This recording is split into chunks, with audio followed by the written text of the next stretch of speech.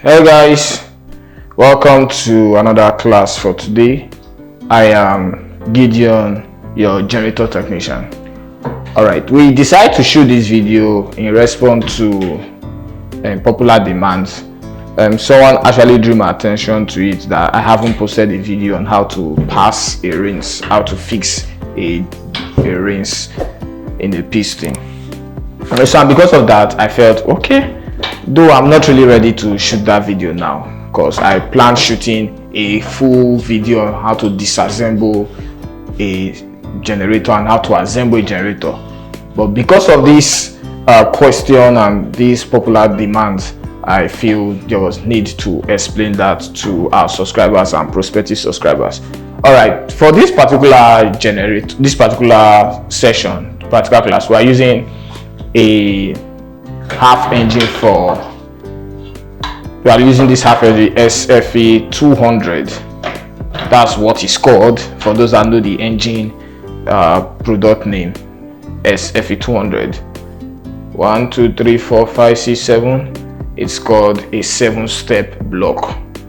Okay, for generator technicians, if you go buy a block, let's say a crankcase like this, you tell them you need a 7-step block. That is an SFE 200 or a GS 200 block. Okay, without further ado, I will be using this particular crankcase, this particular half engine, and I will be taking out this piston, the piston. Okay, let me rotate the flywheel a little. I'll be taking out this piston and I'll be refixing it. Okay, the reason for this is to explain in details, because there's need to get this very clear. Explain in details how to do this thing so you can do it yourself. Okay, before I continue, let me just give you guys a quick update on how the small engine works. This is called a crankshaft. For those that don't know, this is a crankshaft. Close to the crankshaft is the conrod. The conrod connects the piston to the crankshaft, and of course that allows when there is rotation by your flywheel. This is the flywheel. When there's rotation, it allows, okay, when there's rotation here, I think this is a perfect view. When there's rotation here, it allows for the piston and rings to move. You get that? All right, let's go straight to the business of today. We'll be taking out the piston, and before doing that, we need to take out the conrod first. Okay, all right. Okay, I've loosed it to an extent,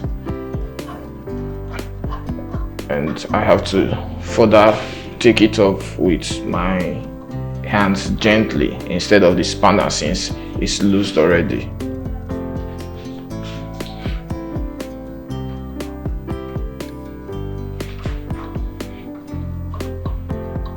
Okay, take your time gently, do not do it in haste, otherwise you're going to enjoy yourself, because these entire parts are pretty sharp. A little mishandling of any of the parts here will give you a deep cut, that I assure you, if you are not careful.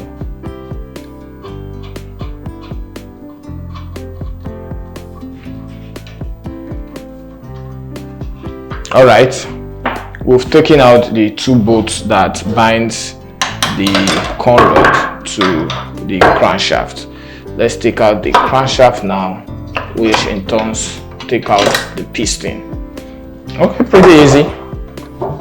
You can see the piston, the crankshaft area is bare, no conrod attached to it again, and of course this piston was removed from this part. And now to the business proper. First of all, I need to take off this rinse. Okay, this is the, okay, let me take them off first before I explain in details. What I do, if you notice what I do, so you don't make mistakes, these things appear simple. You just notice I am taking them out easily and it appears very simple. See what I do? I place my hand at the back of this rinse here, because if I try taking it out like this without getting a grip from beneath, it's not going to move, it's not going to work out. I can't take it out. But since my hand is placed under, there's already a grip, so it pushes the rinse up a little bit, and it's easy for me to take out. Please take cognizance of that, otherwise you will just be turning around and you cannot do anything meaningful. Okay, all right, now the piston is bare. Before fixing a piston, let's assume you are not fixing a new one back, or you are doing it just the way I'm doing it. Please do well to wash thoroughly. It's very, very essential you wash thoroughly. Of course, you should know. If you don't know, there is always a point. These little points, they are pores. They allow oil, engine oil, especially when the engine is working and this piston is inside the crankcase, it allows oil to pass through from this particular point. Let's do it with foil so you have an idea of what I'm talking about. You see, I am putting, do you see this? I am putting foil inside and it's coming out from this edge. Do you understand? All right, so that's what happens when everywhere is clean. If there's oil inside, because as the gen rotates, oil usually do not get to this particular edge except it passes through from this point, and that's where it greases and oil this particular part of the piston. Please take cognizance of that. It's very, very essential you do. Clean the piston very well. And now, before you fix the piston, the piston is clean now, right? Piston is clean. Let me quickly explain these rings and their arrangement. These are called the compression rings. These are called the compression rings. Like you know, compression aids combustion, especially for this small engine. If these rings are faulty, let's say they are in your generator is running, and perhaps this particular one of the rings is broken, your gen loses compression. And that's one of the reasons why your gen will lose compression anyway. So these are very essential. They are needed to be in good shape so they don't lose compression. This is one. Okay, this is the oil rings. You remember I quickly pointed out to a point that I pointed out there are pores somewhere where the oil comes out from. Okay, this is the rings attached to that point. It is called the oil rings. All right, these other two parts which I'll be fixing soon. Of course, when I start fixing them, you will get a better understanding of the description I'm giving now. These two parts are called the oil scraper. They help in holding the oil rings to position. And of course, this is called the packet rings. The reason for this is it's usually used for for crankcase or for block that are already worn out. So what it does, it helps in push out the oil rings so that the piston will have a very tight effect with the crankcase, and of course so oil doesn't get from inside the crankcase down to the top of this piston. All right, let's fix. While you fix, I do tell this even to my apprentice, when you fix, make sure you have your engine oil around. It's very, very essential. It helps to oil. Now this is the oil. Let me add more to it because I'll be needing a lot actually. Oh, that's too much. Anyway, remove. Okay, now I'm about to fix, right?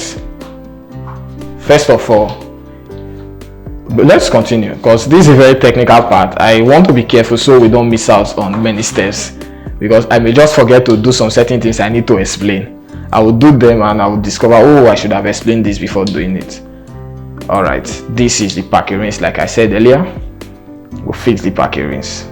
Okay, what do we do next? We fix the oil rings. Remember I told you the packet rings function is just to push the oil rings out a little so it becomes tighter to the block or the crankcase, as some people would want to call it. if you notice very well, although positioning matters for the earrings, see, you see this, I position into the left hand side, although it matters for the earrings, but it's not too essential, especially when you compare it to the compression or the pressure rings. We'll get down to that, and that is where we have to deal with angles.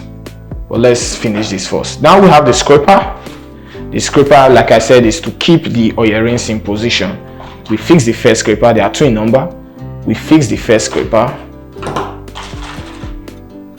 We fix the first scraper.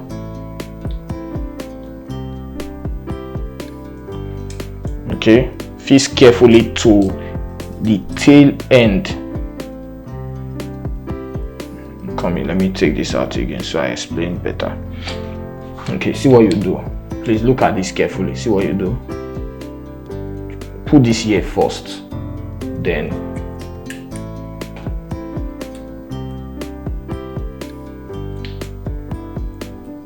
okay. All right. First scraper has been successfully fixed. Okay. Meanwhile, while I was doing this, I forgot to explain something. Remember, this particular arrow is facing downwards. This shows that the piston, when fixed to the engine, when fixed to the crankcase rather, should face downwards. So this is how it should face. How you should also do this when fixing this, make sure you fix this way, downwards, and this longer part of the con rod faces downwards. Do not for any reason make this longer part at the top. This faces downwards, similar to this. So anytime you are fixing a piston and a con rod, just put that at the back of your mind. This goes down. All right, let's continue. And we have fixed one scraper rinse. Let's fix the other. Okay, do it gently. Remember, we fixed this first one to this side, then let's alternate it. Let's alternate it.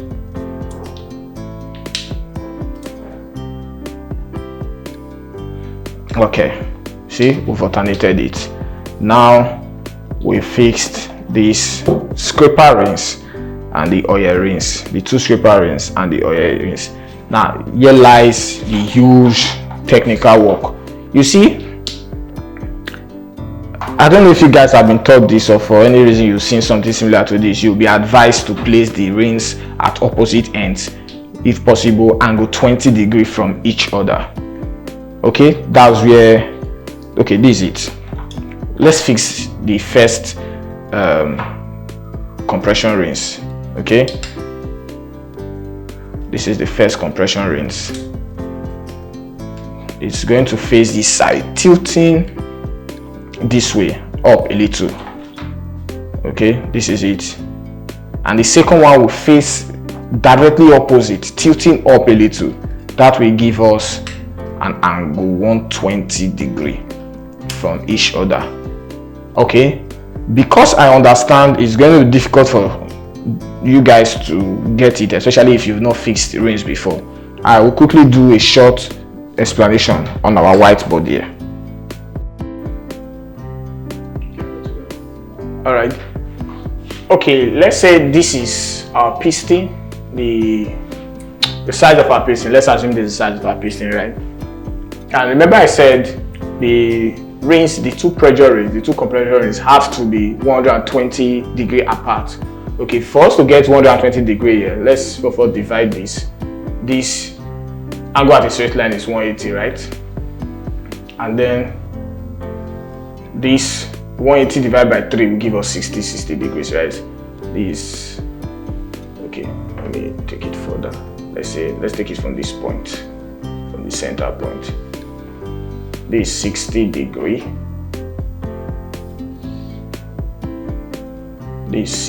This 60 degree, and let's say this 60 degree. So we have 3 equal degrees. Same thing applies to this and this. 60 degree. Okay, remember I said the piston has to be 120, the rings rather have to be 120 degree apart, right? So how do we get 120 degree here? Let's take this out, meaning we've divided this, and here will be 30 degree. and let's take this out again. Here will be 30 degrees. So therefore, we have gotten from here to here 120 degrees. So this is how you fix the rings. One rings at this edge and the other rings at this edge, making it 120 degrees apart. So what we do here now is we've gotten our various points. Okay, so you place the rings, the first rings this way, which is this. Let it align, which is this. Let it align with what we have on the board, and this other part, let it align with what we have on the board. Okay, good. I hope you get that clearly. If you didn't get that clearly, let me also explain with this again. Now we have something like this, right? Because it's a very technical part of the generator, and of course, if you don't rinse this thing well, your generator smokes after some time. Probably after 2 weeks of using it, it just smokes even after rinsing it. And if you look as if the rinse is bad, but it's not. It's actually you didn't put the rinse at opposite angles to each other. Okay, now we have something like this. This will face slightly tilting to the right, and this slightly tilting to the left. All right, that is it. We've successfully done this part, one of the most crucial parts of this stuff. What we do now is to add the engine oil, like I explained earlier. It's very, very necessary. As a matter of fact, it's very necessary to oil every part of the piston, so it has free movement into the engine. Okay, after oiling that, you can simply add a little oil to the crankcase, and of course we have this, and this stuff is used to guide the rings while passing it in. Okay, I know some people will ask, why is it important to put those rings in that direction I explained earlier? You know why it is very important? Because if you decide to fix these rings downwards, as the pressure of the rings, as the pressure of the oil mounts, especially when it's now running, oil finds a way of pushing itself towards the top of the rings, towards the top of the piston rather, as against when it's coming from the top. Because when it rotates, when this flywheel rotates, crankshaft rotates, this is what happens. Pressure of oil builds and it tries forcing its way out. But with the piston rings at the top end now, it's difficult for oil to force its way down to the top. It's a very technical experiment, and that's why you definitely need to listen attentively so you don't miss out on it. It looks quite simple, but it's certainly not. All right, let's guide this in. Some people use a bigger clip. It's called a clip. This is called a clip actually. Some people use a bigger clip for it, but I prefer using a clip where I see both ends. Okay, what we've done now is to guide the rings in position so they don't move, especially after doing that perfect work of getting the angles for the rings.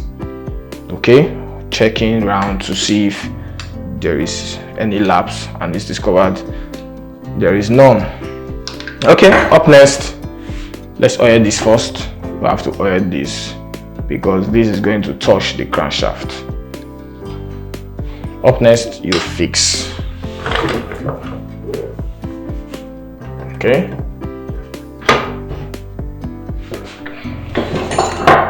you hit it gently.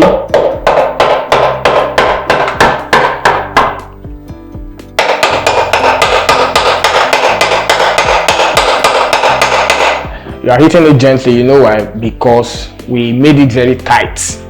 All right, we made it very tight, and it's not going to give way that easily, especially when this clip is very tight to the rings. So you have to hit it a little.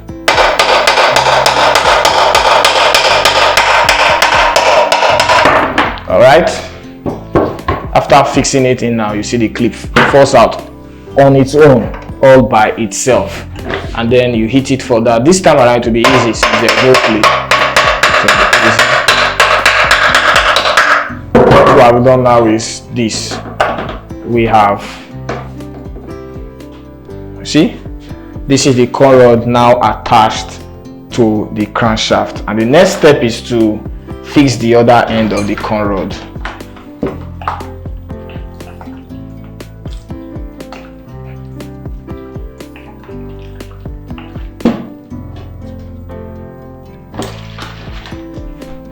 Okay, still we need a little oil necessary, and this has to face down as well. If you notice carefully, everything has been facing down from the piston to the con rod, so this has to face down as well. Just keep that in mind. Nothing goes up for this part, nothing goes up at all.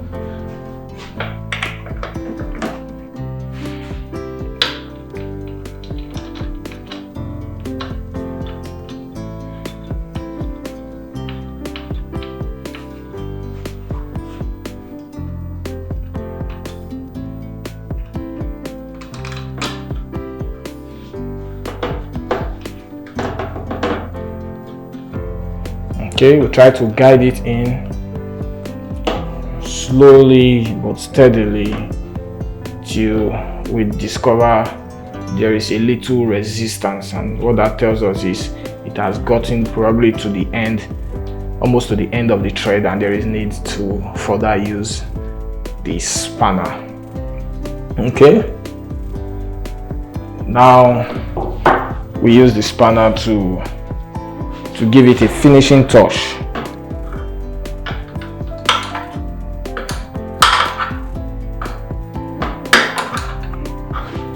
You guide the top both, and you do likewise for the second, gently.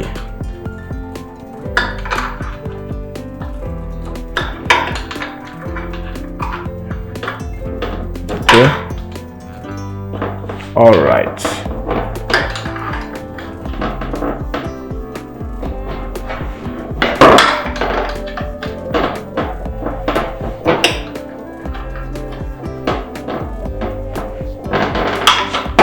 Alright guys, we've successfully installed a piston, a range to its piston, therefore inserting it into the engine. Alright, this is it. Let's rotate the flywheel so we have a better view of it. This is it. Okay, that is it from us from this class. If you've watched to this end, this very end, we really do appreciate you guys. And if you've loved this content, please, I beg of you to please do well to give us a thumb up, like this video, share this video with friends and family, do well to subscribe, turn on notification so that when videos are posted like this, you are among the first to see them. And if you want to support us, you can simply check the description below. There's a link here. You can just simply get us a coffee if you feel we've done well with this video. Till meet in our next class, it's goodbye from us. Take care.